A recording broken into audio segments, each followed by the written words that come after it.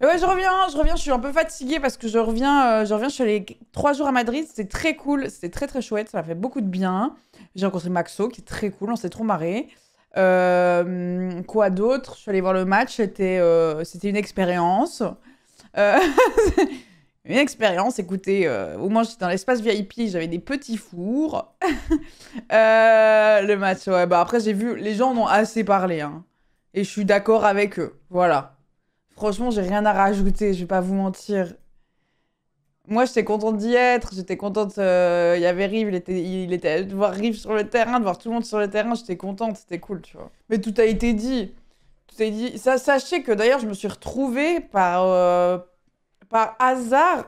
Bref, je rejoins Maxo et compagnie et je me suis retrouvée vers 3 heures du matin à une soirée d'influenceurs espagnols où il y avait tous les joueurs.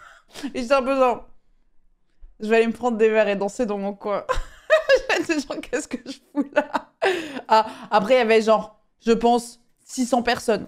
Donc, c'était pas genre petite soirée entre nous, dans les yeux, pas du tout. Genre, ils étaient là au loin, quoi. Mais voilà. Ah, non, mais voilà, c'est tout, hein. Il n'y a pas, il y a pas eu de contact, vous inquiétez pas. Mais c'était trop cool. J'ai passé une très bonne soirée, je finis très tard. J'ai perdu une journée à Madrid à être oh, je suis morte, j'ai plus 20 ans, je ne peux plus faire la fête. Et ensuite, j'ai fait une super journée où je suis allée au musée, au jardin botanique. J'ai visité la ville, ça m'a fait du bien. Ça m'a fait du bien de faire un petit voyage seul. C'est des trucs que je fais jamais. Parce que en fait, soit je bouge pour le taf, soit les rares vacances que je prends, je vais les prendre avec des copains ou la famille. Et là, du coup, d'avoir 2 jours en solo dans une ville que je connaissais pas trop, c'était très cool. Ça m'a fait un bien fou. Ça va être ressourçant. Ouais, bah après, souvent, en vrai, souvent, tu galères plus à. Je suis allée au Prado. Les amis, je pense, c'est le plus beau musée que j'ai vu de ma vie. Et j'en ai fait pas mal, hein.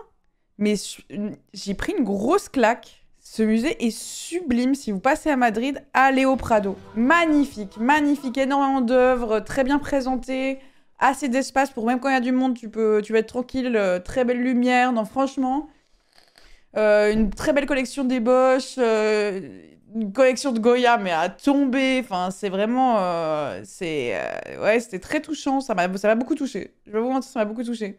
Et surtout que c'est une des rares fois où je vais vraiment solo au musée. Et du coup, j'y ai passé 4h30. 4h30. Et ça, c'était génial parce que normalement, soit tu files un peu quand t'es avec une équipe. Enfin voilà. Là, je pouvais me poser où je voulais, tout check et tout. J'ai fait toutes les pièces. C'était trop bien. J'ai trop kiffé. J'ai pu lire tous les trucs que je voulais lire, ne pas lire tous les trucs que j'avais pas envie de lire et pas faire semblant de lire. Ça, c'était super. Donc, c'était trop bien. Parce que moi, il y a des trucs que je lis qui m'intéressent beaucoup, mais c'est vrai que des fois, ça me saoule. Si l'œuvre me touche pas plus que ça, je vais pas aller me renseigner dessus. Vous voyez ce que je veux dire? Quand ça me touche, je suis Et des fois aussi, quand t'as lu 8 fois un truc sur un artiste, en vrai, ça se répète beaucoup, tu vois. Un crush sur une œuvre. En vrai, j'étais très contente de voir le triptyque de Bosch. J'étais très heureuse de le voir. En vrai, là, comme ça, là. Ça m'a beaucoup touchée. Et en vrai, ça me tue comme vraiment, genre, juste, si c'était un déglingué du cerveau et tout le monde est trop fan. Et je trouve ça trop cool. Parce qu'en vrai, s'il a été juste ouf. Donc, ouais, non, je conseille. C'est un superbe musée. Et faire des musées solo, c'est un bonheur. Précurseur du surréalisme. Oui, complètement. Mais déglingo. Déglingo du ciboulot, quand même. Parce que être précurseur du surréalisme, faut avoir un problème cérébral. Et ça, c'est un peu mon bonheur, tu vois. Franchement. En fait, j'aime trop voir les personnes qui sont alors qu'ils sont en train de regarder un mec mi-oiseau, mi-poisson qui est en train de manger un chien. Puis ils sont genre avec genre un gros pied. C'est vraiment un bonheur, j'adore.